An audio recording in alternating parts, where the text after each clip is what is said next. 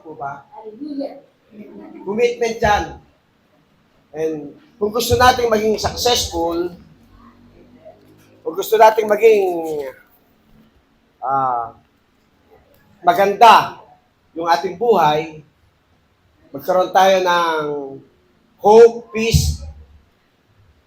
We need to stay committed to God. Amen? Where is Brother King? Sorry. Okay. Alam ko pa namang mag-English ng konti ngayon ng dire-diretso eh. Babasahin ko lang.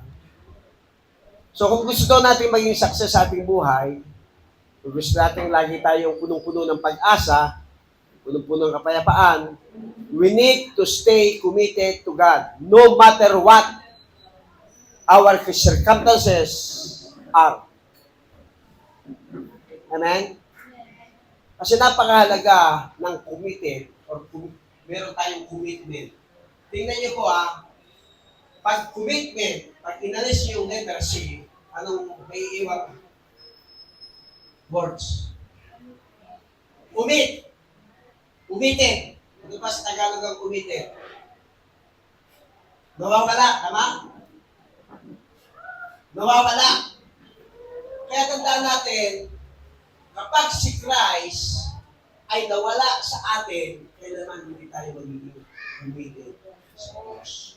Kailan hindi tayo magiging success sa ating buhay. Lagi tayong palaging nawawalan ng pag-asa kapag may dumarating ng mga bagay-bagay at nawawalan tayo ng kapayapaan. So as a Christian, as a believer, God, ang Diyos ay una na nagpakita ng commitment sa bawat isa sa atin. Ano yung commitment na yun? Nung ibigay ng Ama, nung ibigay ng ating Panginoon Jesus ang kanyang buhay, nag-commit na siya sa lahat ng tao.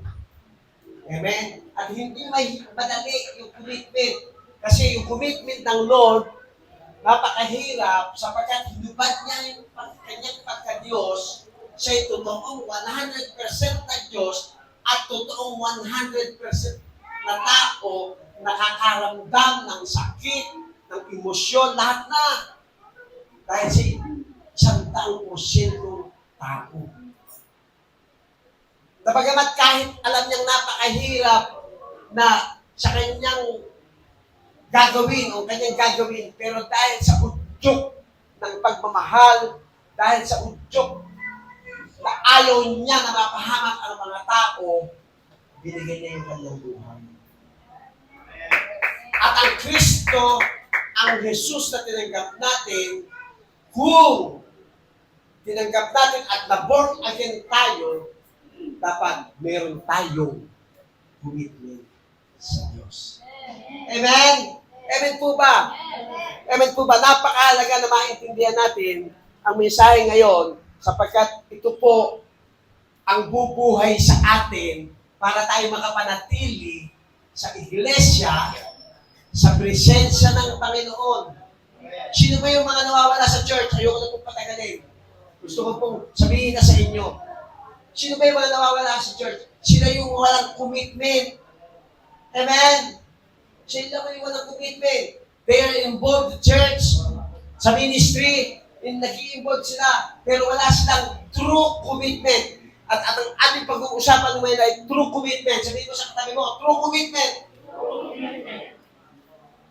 Pero pala peke, no? Kaya nga kapag hindi ka committed ang utak mo. Amen? Committed. Magkadalawa po meaning yan. Committed at committed yung utak. Amen. Asa isang nangyayari sa atin yan. Amen po ba kumikit na utak? At ang ating foundational verse is from the Isaiah chapter 26 verse 3 and 4. At babasahin ko po sa wikang English. Excuse me, sa wikang English. Sabi po dyan, you will keep in perfect peace with whose mind is steadfast, because he trusts in you. Trust in the Lord forever, for the Lord is the rock eternal. Bakit bang verse ginamit nyo? Sabi po dito, sa verse na ginamit, you will guard him and keep him in perfect and constant peace, whose mind, put its inclination and its character is stayed on you, because he commits himself to you. Amen. Sabi niya, he commit himself to you. Hello! Lean on you and hopes confidently in you. So trust in the Lord. Commit yourself to Him. Lean on Him. Hope confidently in Him forever. For the Lord God is an everlasting rock. Hello! Napakahalaga po. If you want to success in life, if you want to hold peace, you need to stay committed to God, no matter what your circumstances are. And how committed are you to Jesus? Is every area of your life committed to God?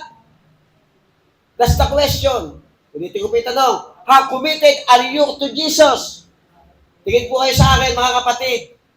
Gaano ba tayo nagkukumit sa ating Panginoong Yesus after natanggapin mo ang Panginoon sa puso mo, sa buhay mo, nang papasukin mo siya sa pamilya mo, sa sarili mo? Is every area of your life committed to God? Lahat pa ng area ng buhay mo ay ibinigay mo na sa Panginoon. Itinuon mo na sa Diyos. Hello? Alam niyo po, meron pong kwento ng isang buy and sell. Itong dalawang ito, isang nagbebenta ng bahay at isang namimili. Ang malaking problema ng bibili, hindi umabot yung kanyang pera doon sa halaga ng bahay. Ngayon, gusto mabenta nung nagbebenta yung kanyang bahay, so nag-uusap sila at kinumit nila yung isa't isa. Nagkaroon sila ng transaction. So, binenta ng may-ari ng bahay ng kalahati doon sa presyo, original price na binigay na sinabi niya nung una. Kaya lang, may isang kondisyon. May isang kondisyon, sabi nung may-ari ng bahay. Sabi niya, o sige, sa inyo itong bahay, pero itong tako na to, itong net na to sa taas ng pintuan, akin yan. Hindi sa'yo yan. Pag-aari ko yan, yung net na yan. At tumagal ang panahon, after 2 years, binalikan nung dating nagbenta, yung pinagbenta ng bahay, at gustong bilhin ulit. Gustong bilhin ulit. Ang problema, ayaw pumayag nung may bahay. Kung nakabili ng bahay. Ngayon, walang magawa yung dating may-ari, ang ginawa umalis. At sa kanya paglalakad, nakakita siya ng isang patay na aso. Ano ginawa niya? Ano ginawa niya? Binuha yung patay na aso, isinabit ko sa leg.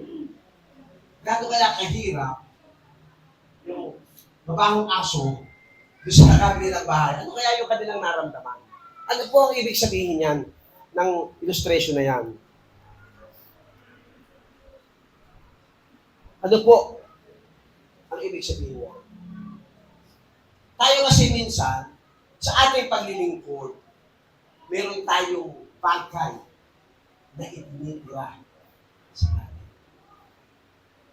Yung dapat total commitment sa Diyos na hinihingi sa atin ng Diyos ay hindi natin ibinibigay at ginagawa. Ibig sabihin, nagtitira tayo sa ibang area ng ating buhay. Ito po ba? Nandiyan po ba kayo? So, what is true commitment towards God? At mula po sa aklat ng Luke chapter 9 verse 57 to 62, meron po dyan na 3 klase ng karakter na gustong sumunod, gustong mag-commit sa Diyos. At nawa po, sa 3 yan, wala po kayo dyan. Amen? Nawa po, hindi kayo yan. Diyan po ba kayo?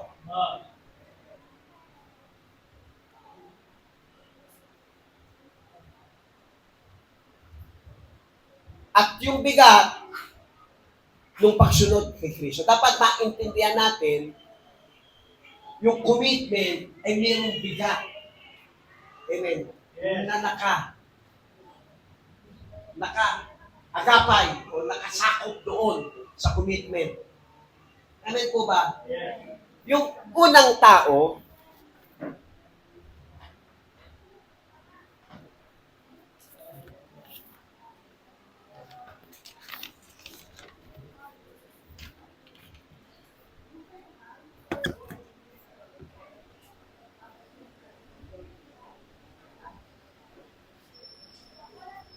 tao, sabi niya, doon sa talata, habang naglalakad sila, may isang lalaki nagsabi kay Jesus. Ito po yung unang karakter. Ito po yung unang nagnanais o yung gustong magkaroon ng commitment sa Diyos. Sabi diyan, susunod po ako sa inyo kahit saan. Wow. Taas po ang kamay ng gustong sumunod sa Diyos kahit saan. Marami. Pero susukatin natin ang puso natin ngayon. Pero, bagamat gusto natin maglingkod sa Diyos, gusto natin i-commit yung buhay natin sa Panginoon, pero bakit kaya ang sagot ng Panginoon sa verse 58 ay ganito po? May mga lungga ang mga asong gubat at may mga pugat ang mga ibon, ngunit ako na anak ng tao ay walang sariling tahanan at magpahingahan. Magpagpahingahan. Bakit kaya? Bakit kaya ang sagot ng Panginoon ay napakabigat at parang gusto niya sabihin na tayo bilang isang Kristiyano mananampalataya na sinasabi niya sa pamamagitan ng salita na yan, sabi niya, siya yung anak ng tao na walang sariling tahanan na magpahingahan. Mabuti pa raw yung asong gubat, may luga. Mabuti pa yung ibon, may bugat. Pero na tayo walang mapagpahingahan. Bakit kaya? Hello? Wala na po ba kayo makinig?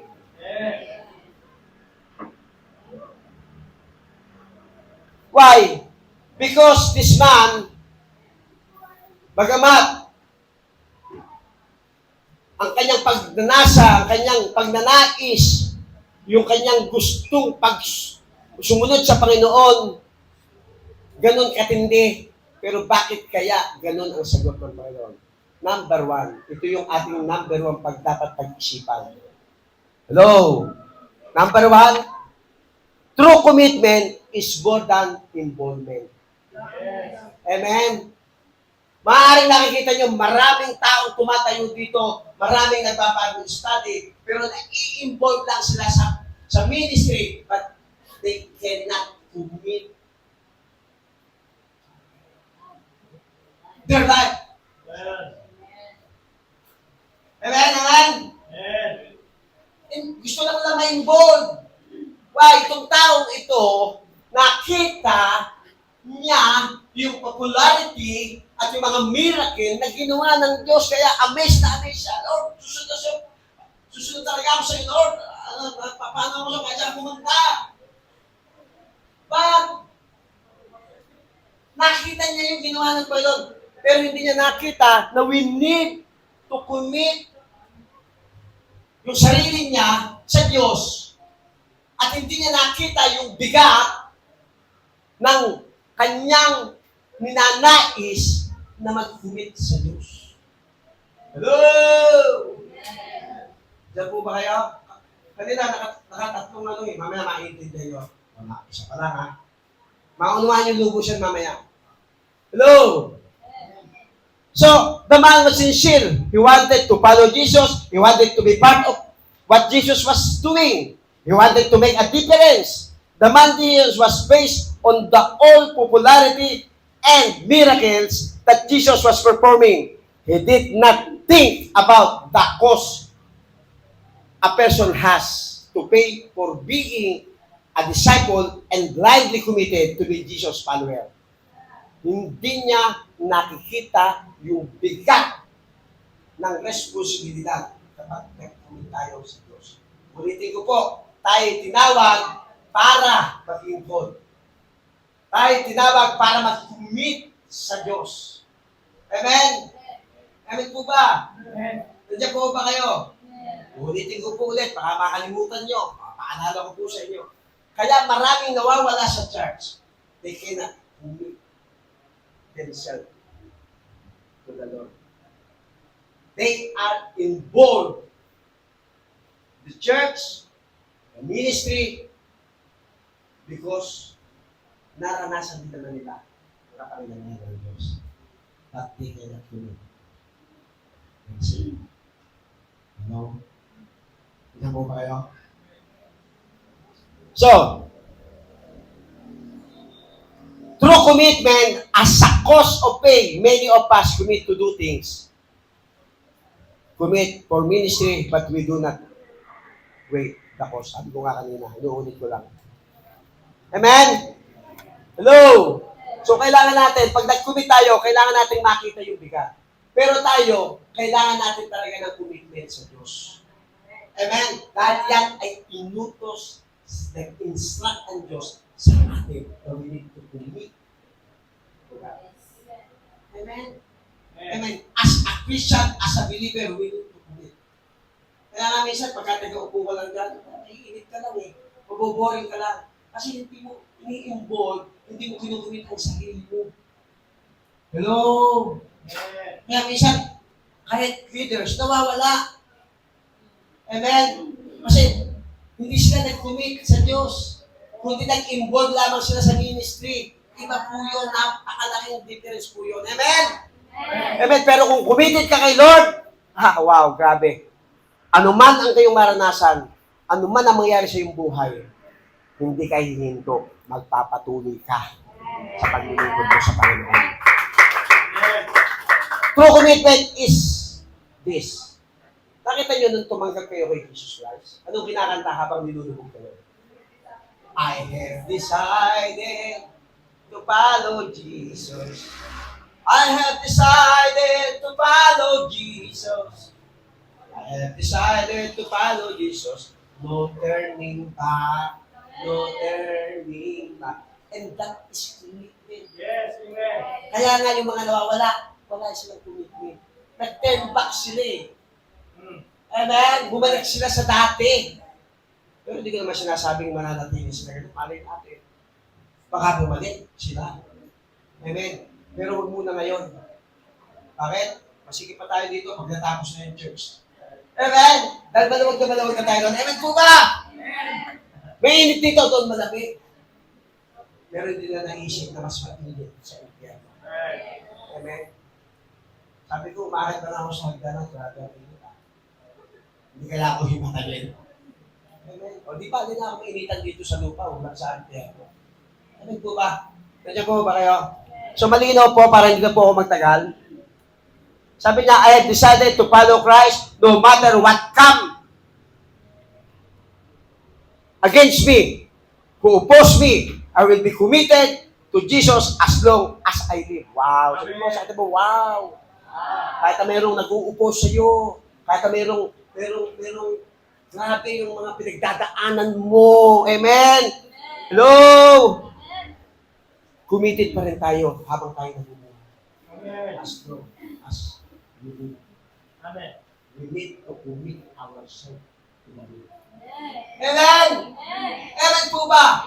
If you want to stay, we need to commit. To stay to the Lord, we need to commit. Church, we need to commit to yourself. To grow. Amen? Hallelujah! When Jesus discerned this man, such a commitment was lacking in him.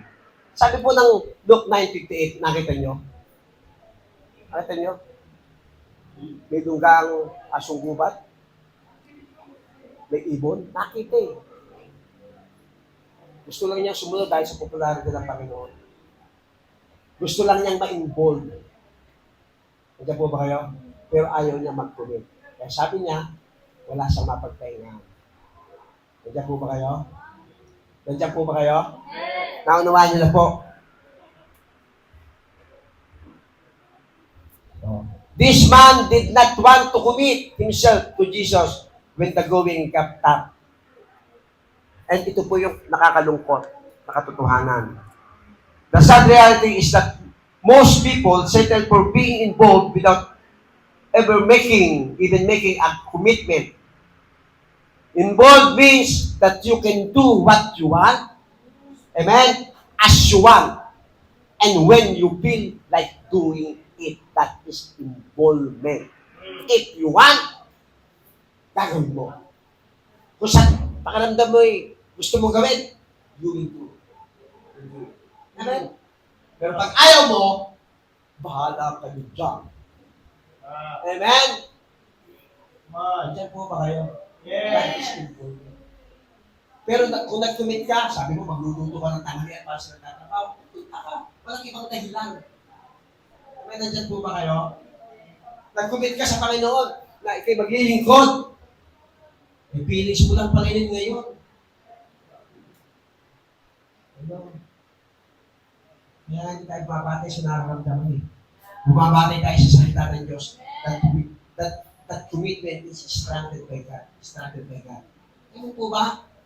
Amen po ba? Amen. Hello? Natatawag na sila, parang ayaw na naman mag-commit ha. Amen? Mamaya mainuhaan yung mabuti yan.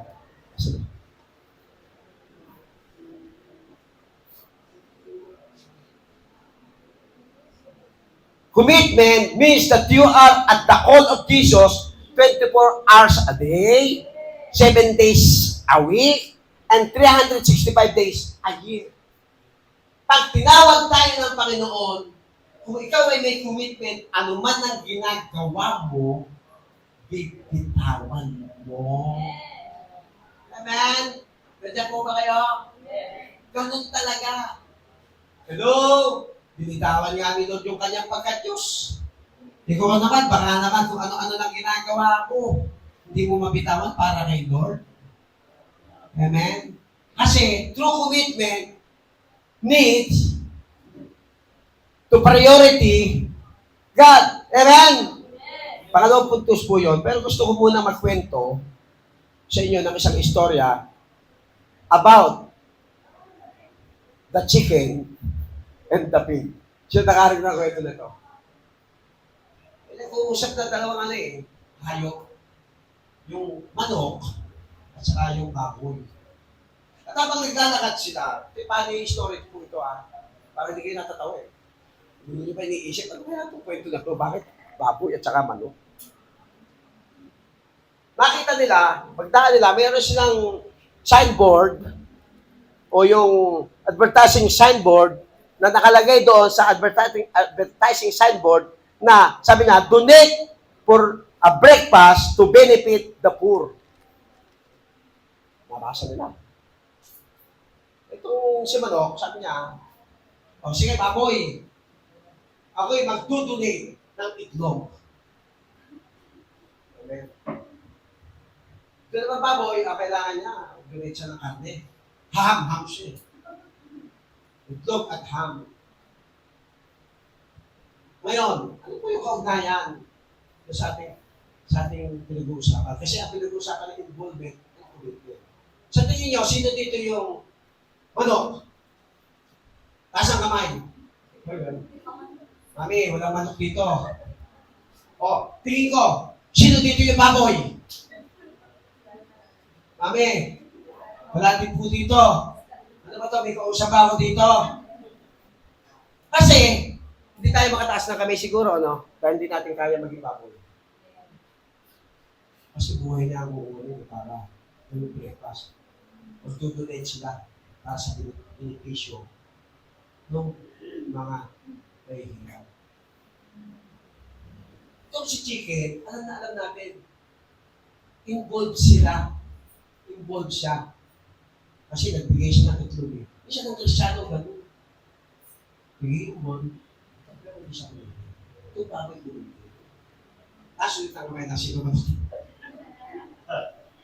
Sige, hindi ko patatas para makita pa na video. Ang ibig sabihin lang yan, tayo bilang mga Kristiyano, gusto lang pong ipaalala sa atin ng Diyos na dapat tayo tumitin. Kailangan natin ng tayo bigyan natin yung commitment natin ng buong buo sa Diyos. Amen? Diyan po ba kayo? So, hindi tayo dapat maging manok. Kailangan maging baboy tayo.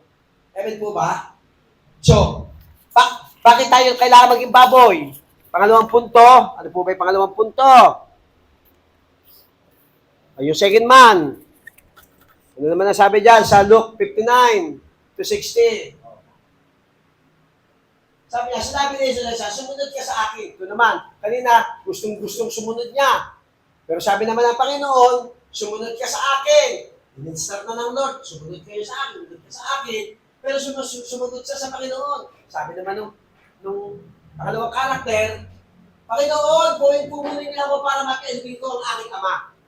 O sino yung ganyang karakter? Sasabihan ka ng Lord, binigyan ka ng instruction kanina, igad ka mag-ikot sa Panginoon. Ito naman ngayon, sinasabihan ka na ng Lord, mag-ikot ka, sumunod ka sa akin, pero ang ginawa ng lalaki, sumagot, Panginoon, uwi mo muna ako, hunin niyo ako, para may palibing ang aking ama. Alam niyo po, ano sagot ng Panginoon dyan? 60. Pero sinabi sa kanya, Jesus, ipaubaya mo sa mga patay, paglilibing ka ng patay, pero ikaw, lumakad ka at pangalan ang tungkol sa pag-aaral ng Diyos. Yun ang instruction ng Panginoon. Kaso nakakalungkot, yung dalawa niyan, hindi sumunod sa Panginoon. May instruction, pero hindi sumunod. Bakit kaya?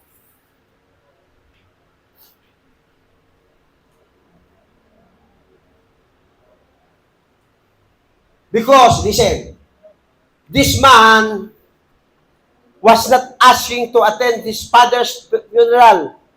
Why? Because if his father died, he would not been with Jesus now. Tingnan niyo po yung logic, ha? Kung ang dahilan ng lalaking ito ay yung paglilibing sa kanyang tatay, bakit sa that time ay kasama ng Panginoon? Nakukuha po? Nakukuha? Bakit kaya? Na-discern na naman ang Panginoon. Na-discern na naman. Kaya sinabihan sa akin, hayaan mo na ika. Hayaan mo nang maglibing yung mga patay. Sa patay. Pero ikaw, lumakad ka at pangalan ng tungkol sa mag-aaral dito. Ang nakakalungkot, hindi rin sumunod. Kasi, bakit? Bakit? He was asking to stay and care for his family before following Jesus. Minsan ganyan tayo. Sinasabi natin, na teka lang, priority ko ang aking pamilya, pero they do not priority that. Hello, masakit po ba? Baka mamay interpret nyo si Daddy, ano? Baka mamay interpret nyo. His priority now was his family first. First family, then Jesus. Pangalawang punto na dapat maintindihan natin dito sa karakter ng tao ito. True commitment is giving priority to God. Kanina ko pa nababay, kanina involvement, ngayon priority naman. Hello? Amen. Dapat, there is nothing wrong with caring for your family. Hindi po. Why? Because your family is a gift from God. Hindi po yun ang tinutukoy ng Panginoon. Kailangan nating alagaan ang ating pamilya, kailangan nating suplayan sila ng mga pangangailangan. Pero ang hinihingi ng Diyos sa atin na true commitment is to priority. Priority natin ng Diyos. Amen. Kaya nga, tingnan niyo po malinaw na malinaw, para hindi po kayo mag-alala. Ang sabi ng Panginoon sa Matthew 6:33, but seek ye first the kingdom of God and His righteousness, and all these things shall be added unto you. Anong sabi niya? Pagsubikatan niyo, unahin ninyo ang aking kaharian at ang aking katwiran. At ang lahat ay daragdag ko sa inyo. That is priority. Dapat inuuna natin si Lord. Bakit?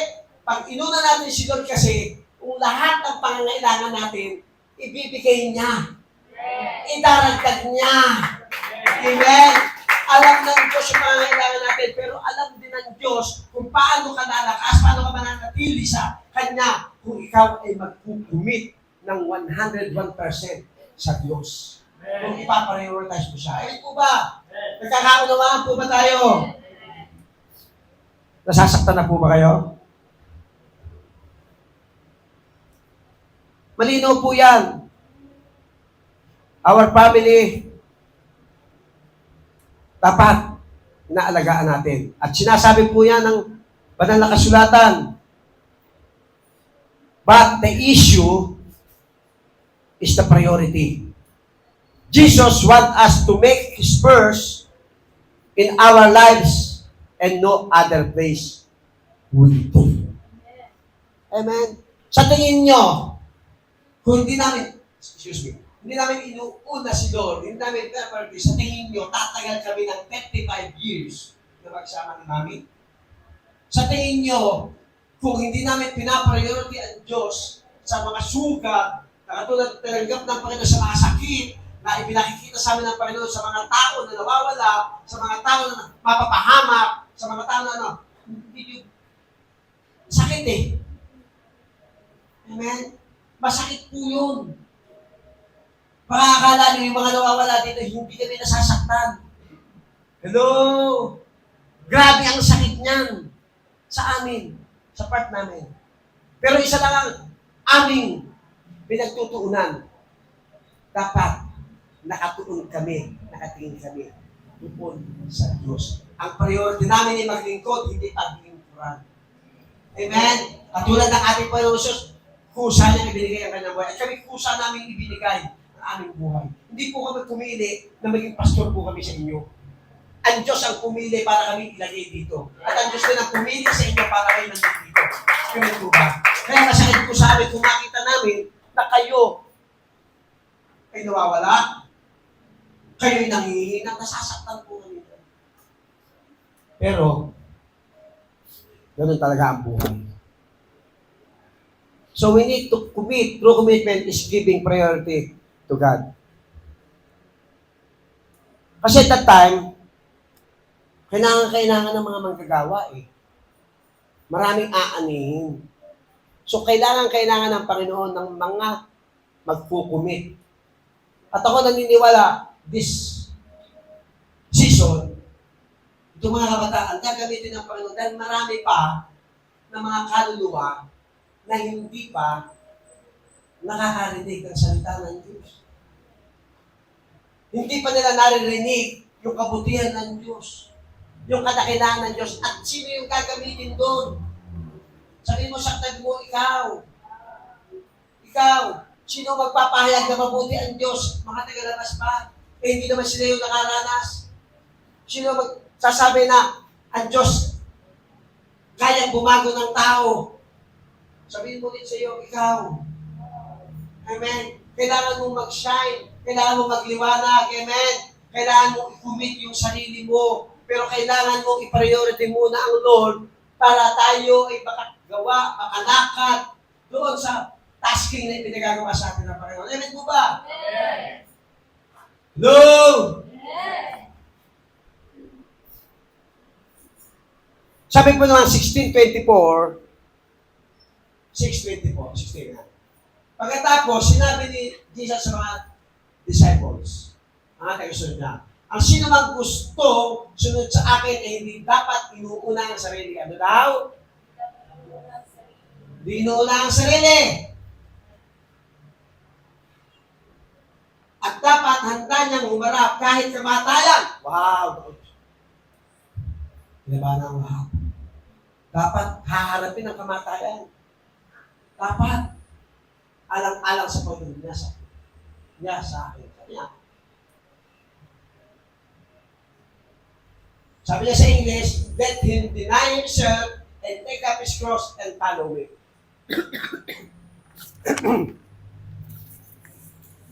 Sorry po. Ngayon, sabi po ng talata ng Matthew 16:24, ano yung una? Deny yourself. Ang commitment po, kailangan mong kalimutan ang iyong sarili. Say no to self and yes to God. Hello? Amen? Alam kong busy po tayo sa lahat. Amen po ba? Tama po ba? May mga kanya-kanya tayong pinagkakaabalan sa ating buhay. At tama lamang po yan. Pero, pagdating sa paglilingkod, pagdating sa commitment, kailangan mong kalimutan ang sarili mo. Hello? Nandiyan po ba kayo? Naintindihan niyo po bang mabuti? Kalimutan mo ang sarili mo. Kalimutan mo ang naramdaman mo. Kalimutan mo ano man ang meron kang hawak-hawak. Take up His cross. Oh, paano yun? We need to sacrifice. Kalimutan ng sarili. Siyempre, kalimutan sa magsasacrifice ka. Kung ano man yung hawak-hawak mo, bibitawan mo. Kailangan mo na sakripisyo. Sacrifice ang tawag doon. Patulad kahapon, batin kami ng anniversary, may ginagawa ako, binitawan ko. Kasi yung kumpare ko, hindi ko alam kung 3 taon o 4 na taon ako iniimbitahan, pero hindi ako nakakatalo. Kahapon lang. At ako'y nahiya sa sarili ko. Kasi kada anniversary kasama natin siya. Tumarating siya. So commitment. At ang pinakamabigat, umuo ko ng 2 beses. So pag nag-commit tayo, hindi natin pwedeng baguhin mo.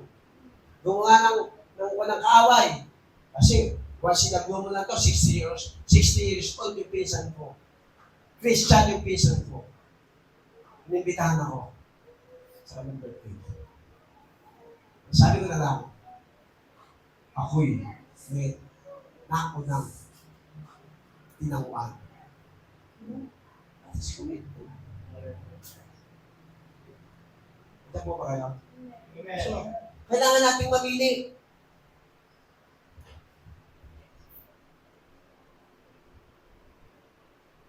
Kailangan, pag sinabing take up His cross, concern about others. Concern others. Amen? Maraming nawawala. Concern ba tayo sa kanila? O sabi natin, bahala kayo. Malalaki na kayo. Mga magagawa na kayo eh. Hindi eh. Kailangan natin makibahagi. Kailangan natin maging concern sa kanila. Lalong-lalo na yung mga kaluluwa na hindi pa nakakakilala sa Diyos. Concern natin. Actually, hindi natin tungkulin na sila'y madala sa Panginoon.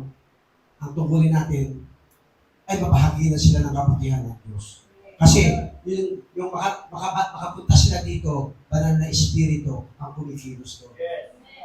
Amen? Hindi natin kaya magpabago ng tao. Hindi natin kaya mangumbinsi ng tao. Pero ang banal na espiritu sa ato, ang may trabaho ng mga bagay. Ang trabaho natin, gumit natin yung ating sarili, ipahayag natin ang mabutihan ng Diyos, ang pagmamahal ng Diyos sa mga tao na naniligaw ng landas. Hello! At siyempre, kailangan nating, ayun, about the kingdom of God. Yun yung concern natin. Amen? Hallelujah. Tapos na po ako sa isang page. Isang page pa. 2 page pa. Ano yung pangatlo? Follow me! Willing to go wherever God leads you.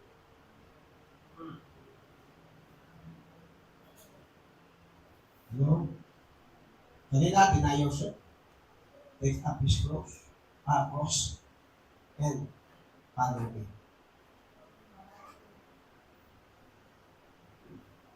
Sino nag-lead sa inyo dito? Diba ang Diyos? Sa ibang bagay. Sa school, hindi ka ba nililid ng Lord para ipapahagi mo sa salita ng Diyos? Sa mga tao na kakausap mo, kailangan natin yan. Kaya nga sabi ng Matthew 19, ano yung sa Goye, yan po hindi para lang naka-address sa mga pastor. Yan ay naka-address sa lahat ng mga mananampalataya. Go and teach the gospel, teach them, baptize them. Hello? Nandiyan ba yung ating Bible scholar? Amen? Narinig ko din po kasi yan. Hindi para. Katulad ng babae sa balon. Di ba narinig niya? Nalaman niya na yung kausap niya, grabe yung Bisaya. Naalala niyo yung kwento? Kaya ginawa niya, tumakbo siya. Nakasalubungan ako ng Bisaya. O, pinabalita niya. Pero mapakahaba ng kanilang discussion. Alam mo ba ika, na uminom sa balon na yan, ay muli mauuhaw. Pero ang ibibigay ko sa iyo, hindi ka na muli mauuhaw. Natutuwa siya. Tinanggap natin. Sa Panginoon, na kailangan malaman ng tao. Lahat ng tao, mga nakakasalumuha natin, dapat ipamalita natin yan. Amen po ba? Amen. Hello! Inuutusan tayo ng Panginoon. Hindi natin pwedeng itago yung ating tinanggap. Kailangan natin magliwanag, kailangan natin mag-shine. Pag hindi natin ginawa, ibig sabihin, napuputol na yung kapangyarihan ng Diyos. Kasi tayo yung mga extension. Ano yung extension? Yung kuryente? Tingnan yan, nakasaksak yan. Sa amin, yung, kami yung unang extension. O, di ba? May power? Ito, naka-connect to, doon sa Amen? E patayin mo yan. Hugutin mo sa source, sa power. Sa tingin nyo, magkakaroon pa ako ng mic? Ibig sabihin, yung connection natin sa Diyos, na dumadating sa inyong mga leaders, mga lingkod ng Panginoon, ay dumadaan niyo sa kongregasyon. At kayo, ay extension din. Amen? Pag pinutol nyo, yung relasyon nyo, hinugot nyo yung extension doon sa power, na nagmumula doon sa pinaka-power source, ang ating Panginoong Jesus, wala na power. May taglay-taglay ng kapangyarihan. Binigyan tayo ng karapatan na ipamahagi ang salita ng Diyos. Hindi natin dapat tinatago yan. Naranasan natin ang kapangyarihan ng Diyos. Sino po rito yung naranasan ang kapangyarihan ng Diyos? I mean, yung napakahirap. Katulad ni dati, ako rin, religyoso ko nung araw. Pero po ako papaniwalain, basta-basta. Dahil nagbabasa talaga po ako ng Biblia. Pero anong kumilos? Kapangyarihan ng Diyos. Amen po ba? Kaya, naging likod ako ng Panginoon. Kinumit ko yung sarili ko. Priority ko si Lord. Katulad na sinabi ko kanina, kung hindi namin ipapriority si Lord, hindi kami magiging successful ang aming pagsasama. At magiging successful din kayo kung magsasalita kayo, kung ipamamahagin nyo, kung ano yung tinanggap nyo mula sa Panginoon, yung narinig nyo sa inyong mga leaders, sa vision, sa mission, na pinagagawa sa atin ng Panginoon, ay mag-i-extend yan sa mga tao. At ngayon, pinag-usapan natin yung commitment na kailangan natin gamitin ito. Hello? Hindi hadlang kung hindi ka marunong. Bakit? Naranasan mo eh. Pag naranasan mo, kailangan pang maging marunong tayo. Hello? Nag-commit ka na, hindi ka lang involved. Pinariority na si Lord. Hello? Kaya susunod tayo. Mag-iilaw tayo. Mag-e-explore tayo. Mag-e-expand tayo. Why does Jesus want us to follow Him and give Him priority? Why? Sa Matthew 4:19, pinakita dyan kung paano tinawag si Simon and Andrew. Ano sabi na? 14, 19. Sabi niya sa kanila, sumunod kayo sa akin at gagawin ko kayo ang lista ng mga tao. Kita niyo? Ang una na yung illustration. Anong start na tayo ng mga Diyos? Pangit na tayo na tao. Sino yun?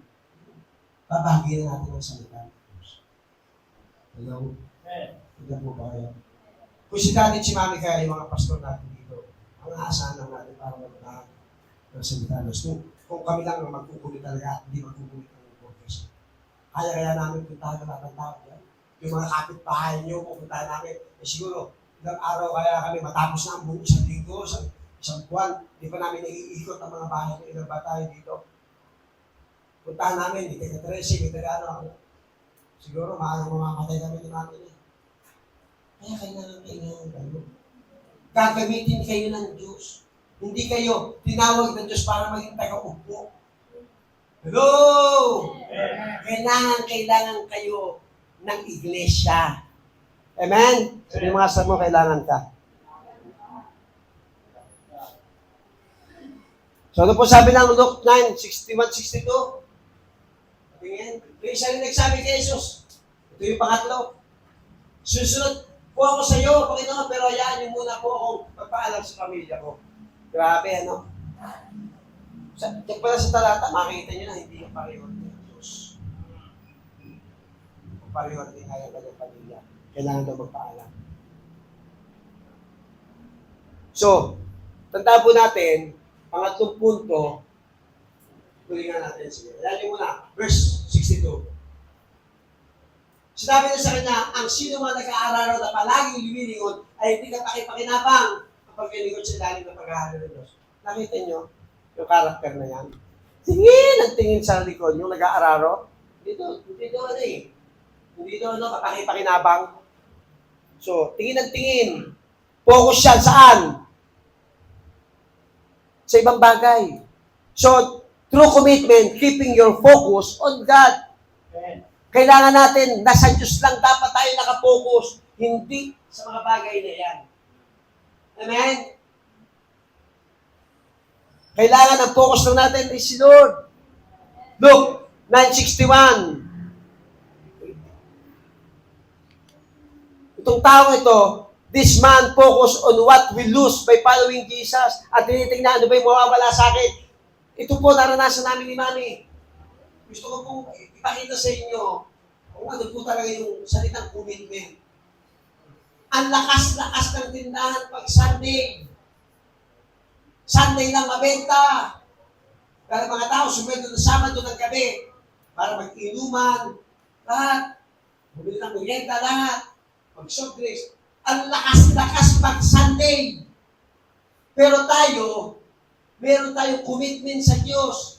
Meron tayong priority. Meron tayong dapat na pinupukusan. Meron po ba? Ano ginawa namin ni Mami? Pag Sunday, saradong church. Ang tindahan. Hello? Hindi kami nangihinayang sa malaking benta. Naintindihan niyo po ba yun? Hindi mahalaga yung benta. Ang mahalaga, nakapokus tayo, nakatingin tayo sa Diyos. Sa nagbibigay ng lahat ng ating pangangailangan. Yun ang pinakamahalaga sa ating buhay. Amen? Yun lang ang focus namin. At dahil nakita ng Diyos yan, gusto ko tapos ni kwento, nakita ng Diyos yan, alam niyo po ba, ang samba lang natin hanggang alas 12. Pag napasarap hanggang alauna, alam niyo ba, kapag dating namin sa bahay, malayo ang amin, punta, mas malayo pa sa Mabuhay eh. Ang aming sinasambahan nun, 2 sakay. Wala kami sasakyan. Alam niyo ba, sabi ni Mami, kung tama po ang pagkakatanda ko, mas malaki pa yung benta pag araw ng linggo. Kung kami nagbukas ng mula sa umaga hanggang hapon, kaysa nagbukas kami ng alas 12 hanggang hapon, mas malaki ang kita, mas malaki ang benta. Anong ibig sabihin? Anong hamon sa atin ito? Kapag focus tayo sa pinagagawa ng Diyos, hindi naman niya tayo pagkukulangin eh. Hindi natin nililingon yung mga bagay-bagay, sayang. Kailangan muna gawin ko ito. Amen? Kailangan unahin ko ito. Kasi sayang, double pay. Amen? Tandaan niyo po, ang Diyos natin ay makapangyarihan. Amen. Sa Diyos nating pinaglilingkod ay walang imposible. Kaya niyang magpagaling ng may sakit, kaya niyang magbubuhay ng patay, kaya niyang bumago ng ugali at karakter ng tao. Amen? Nandiyan pa ba kayo? So, true commitment, keeping your focus on God. Wala, yung karakter, kaya nga yung tatlo na to. Wala, hindi nakasunod.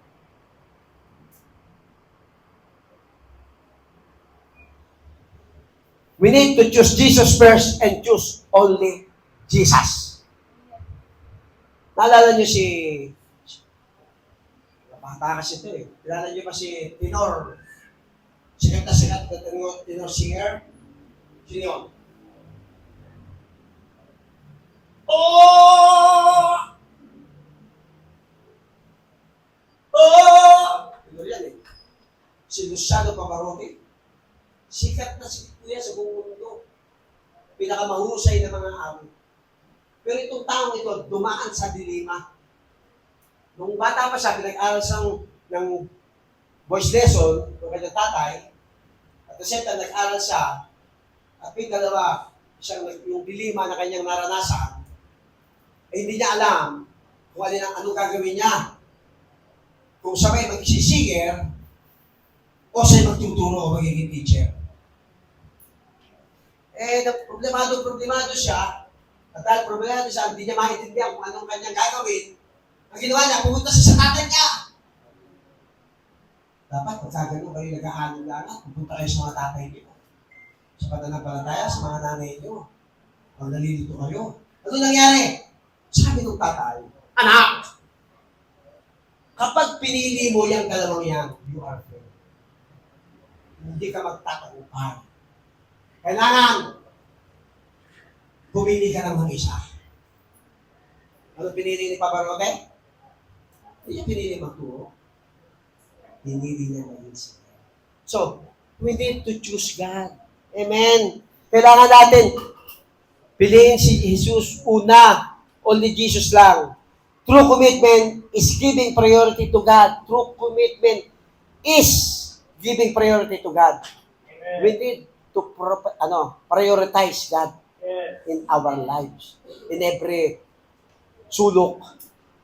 In every aspect of our lives. Amen? Amen. Hello!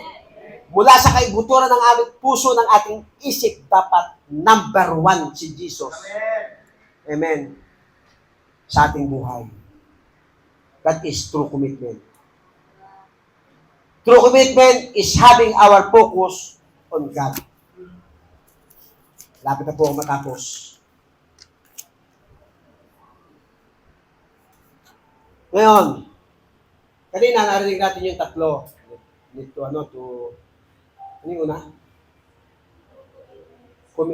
True commitment is more than involved. Number 2, true commitment, giving priority to God. Thank you. Nakikinig mabuti to. Alam ko na kung sino yung ano to. Number 3, true commitment is, keeping your focus on God.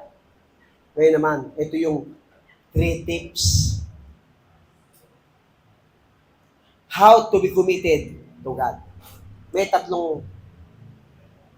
at least, magutom muna kayong konti, may spaghetti yata eh. Para sa diriwang ng mga katatayan.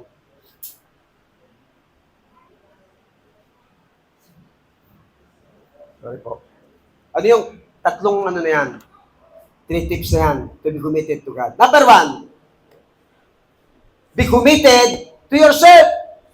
Amen. We have called to commit ourselves to be Jesus' disciples. Tinawag tayo ng Diyos para maging kanyang disipulo. Amen? Amen. Tingnan mo yung katabi mo, mga disipulo yan. And if you are disciple of Jesus, we need to learn. Amen. Hello. Salamat sa isang nag-amen. Hallelujah. Amen. So, kailangan natin magpatuloy. Kaya ako, tinamaan ako dito eh. Mag-aaral na ako minsan. Nag-aaral naman ako mula Lunes, nagpapray ako, nagbabalor po ako, nag-aaral po ako, nagbabasa po ako. Pero yung talagang pag-aaral na Nilalagay sa akin ng Panginoon, dapat pala nag-Bible school din ako. Si Paul yan, ano? Si Paul, apostol, ang nagsasalita. Maranasan ang kapangyarihan ng muli niyang pagkabuhay. Makabahagi sa mga paghihirap niya at matulad sa kanya, sa kamatayan niya. Grabe yung sulat ni Paul, ano? Makatulad. Mabilis naman ng ating, makabahagi sa paghihirap niya at matulad sa kanya sa kamatayan. Sige na nga na. Sa ganoon, mabubuhay akong muli. Hari nawa. Sabi ni Paul, sige, tuloy na. Well, hindi ko sinasabing nakatap ko na. Nakita nyo? Tinamaan na naman din ako dito kasi sabi ko, yung pagiging overseer pala, hindi lang pala doon ako matatapos. Kasi gusto ko ikutan na lang ng ikutan. Kailangan ko pala mag-aral. Kailangan ko pala mag-impart pa. Kasi nabubuhay pa ako. Kasi Paul nga, 2 years na lang, mamamatay. Sabagay, hindi ko naman alam. Baka bukas na alam. Ako naman ang ulit. Hindi natin alam. Pero dapat, hindi tayo titigil. Elit po ba? Hello, mga kapatid. Sabi niya, patuloy ako nagsusumikap para makamtan iyon dahil ito ang layunin ni Kristo na tawagin na ako. Layunin pala yun. We need to learn. We need to grow spiritually. Kaya kailangan natin makarinig ng salita ng Diyos.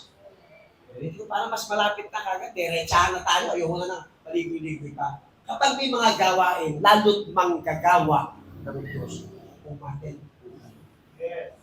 Hello! Pero may exemption. But, tandaan niyo po, yung exemption na yan, nakikita ng Diyos ang puso. Hello? Ang ating pong topic ay commitment. Deny yourself. Take up His cross. And follow me. Amen. Amen. Amen. Palakpakan natin sa Panginoon. Paul is still learning. He is still committed to God. Dapat yun. Make a commitment to continue to grow spiritually. So, be committed to yourself. Amen? Amen. Be committed to your church. Amen. Hello? Hebrews 10:24 to 25. The first commitment to church is going to one church. Ganyan po ba kayo? Saan ka ba tinawag ng Panginoon? Dito ba sa JTG? Naranasan mo ba ang kapangyarihan ng Diyos dito? Binago ka ba ng Diyos dito? Pagkatapos, nasermonan ka ng konti ni Mami. Lumayas ka, pumunta ka ng ibang church. Nagkamali ka, tumakas ka, umalis ka, tinalikuran mo yung pagkakamali mo, iniwan mo yung Diyos. Alam niyo po, yan ang first commitment natin eh. Regularly and punctually. Ano? Anong oras ang gawain dito? Anong Panginoon? 9:30. Anong oras kayo dumating? 10:30. 9:30. Sabi niya, regularly. O, sino dito yung walang absent magmula noong January. Pakitaas ang kamay. Kita niyo? Ilan lang? Hindi, yung itaas ang kamay siya. May Jesus pa kayo ng ibang mga chismoso dyan. Yung itaas. Pero dapat regularly, punctually. Dapat nauuna tayo eh. Nung last ko ako na nag-preach dito, 3 beses po ako umakyat sa altar. Nung pangatlo, nagsalita na ako. Bakit hindi pa nagsisimula ang gawain? Ano sabi ko? Oras na, late na, magsimula tayo. Kaya sa boda, kung sino man ang inihatag. No, that is commitment. Hindi po ba kayo? Si dati, ang titik naman. Hindi po. Hindi tayo matututo pag hindi tayo pag-disiplina. Ang pag-disiplina kasi commitment po yan. Hello? So sabihin mo sa katabi mo, hindi ka na marinig. Sabihin mo sa katabi mo, hindi na ako mawawala sa church. Every Sunday, regular na akong dadalo. ng maaga, may pitpit pa. Nakaluluwa. Baka sabihin nyo, iba eh. Pero pag-partners naman, hindi naman bawal mag-pitpit. Amen? Joke lang po yun. So, regularly, punctually. Listen! Pakinggan niyo po ito. Commitment to church is a deeper than attendance to worship services. Amen. Hello, is that mas mabigat pa yan, ano? Hindi ka lang basta nag-a-attendance dito. Worshipper ka talaga. Good hearer ka talaga ng Word of God. Amen. That is commitment. Hello? Be involved. Get to know people. O, sino dito yung ito, lagi magkapatid na ito. Sorry, okay, kaibigan pa yung mga kapatid na dito. Nag-uutukan bigla pa kayo. Nag-share pa kayo. Hello? Get involved. May mga kabataan dito, nakikip-banding tayo. Ayan po ba? Nandiyan po ba kayo? Kahit baldita. Sorry, hindi po baldita. May pagka-sublatita. Sublada lang. Hindi po baldita. Just tingin lang na po natin yun. Tahimik lang siya. Pero tahimik lang talaga siya. Meron talagang ganun. Pero hindi ibig sabihin, hindi siya, walang hiya siya. O pangit ang ugali niya. Hindi yun. Meron lang talaga tahimik. Meron madaldal. May katulad ni Daddy, madaldal. Lagi nagpapaalala. Pero kailangan natin maging involved, get to know people. O dito, kilala niyo ba lahat yung mga kapatira natin? Kilala niyo? Ano niyo? Di ko kayo makakaibo, no? Ako, maintindihan ko. Ako, andos lahat, hindi ko, yung iba, hindi ko lahat talaga kilala yung iba eh. Pero kilala ko sila sa mukha, pangalan lang. Pero dapat, inaalam natin ang pangalan nila. Amen po ba? Makipag-sharing tayo sa kanila. Commitment is also loyalty. Hello? Amen? Ano ba yung loyalty? Bala na nga kayo dyan. Be loyal to the service and programs. Ano? 9:30, sisimula kayo. Dadating kayo, 10.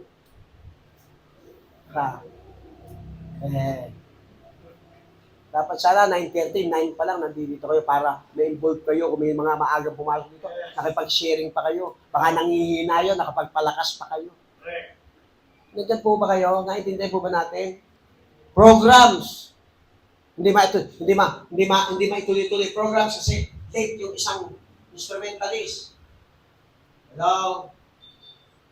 Wala yung mga instrumentalist dito. Sorry po ha. Abutin ko po kayo pag nandito.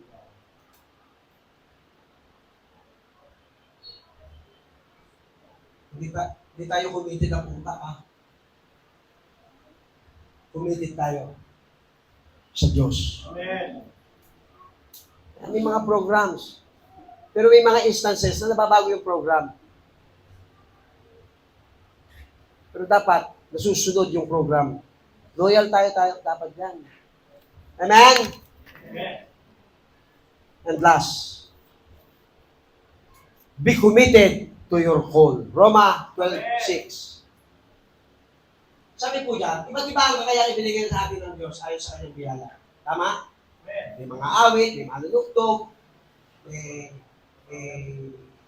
padaldal, evangelisyon, chismosa, evangelisyon. Amen? Gamitin niyo yung pagiging madaldal niyo, pagiging chismosa niyo. Dahil evangelista po kayo. Sabi po dyan, kaya gamitin natin ang mga kaloob na yan kung ang kaloob ng isang tao ay magpapahayag ng salita ng Diyos, kailangan ipahayag niya ito ayon sa kanyang pananampalataya. Tuloy. Kung ang kaloob niya ay paglilingkod sa kapwa, hit po pala, maglingkod sa kapwa, ikaw rin mo, maglingkod ka. Kung pagtuturo, magturo ka. Hello? Nandiyan po ba kayo? Kung pagpapayo, magpayo siya ng mabuti. Kung pagbibigay, magbigay siya ng maluwag. Amen? May mga gift po dyan. Sa Bulacan, meron po dyan. Grabe po ang pagbibigay dyan. Meron po tayong kapatid yan na walang binibilang na pera. Kasi sa problema, kailangan, pagkakailangan ng iglesia, nandyan siya. Hello? Nasa reklamo. At hindi ko pa rin yan pinag-uusapan dun. Amen? Eh, hit mo yun eh. Kung pamumuno, o ikaw, pamumuno. O ikaw, pamumuno, ikaw yung maging presidente ng mga kalalakihan. O, pamumunuan mo. Pumuno siya ng siya. At kung pagtulong sa nangangailangan, o kung ikaw naman eh, nakakalugtog dyan sa buhay, o, tulungan mo yung mga nangangailangan. Amen. Pero nang may kagalakan. Hello? Amen. Hindi nagre-reklamo. O, ito pa, magmahalan kayo ng tapat. Iwasan ninyong masama at laging gawin ang mabuti. Tupunin natin yan, magmahalan tayo. Amen. Tapat! Hindi yung plastic. Uy, this is the Kristo, magbibitak. Wala naman siya. Tapat. Totoo sa puso. No, commitment natin lahat yan. Kaya nga tayo, isang katawan. At ang pinakaulo, si Kristo. Amen. Amen. Kami po yung mga sanga. At kayo po yung bunga. Amen po ba? Kaya nga, hindi tayo pwedeng umalis. Pag kami po, sabi nga ni Mami Bishop, nung kami nabubuhay pa siya, anak, ito lang ang tagubilin ko sa inyong mag-asawa. Bumagsak na ang lahat! Huwag lang kayo.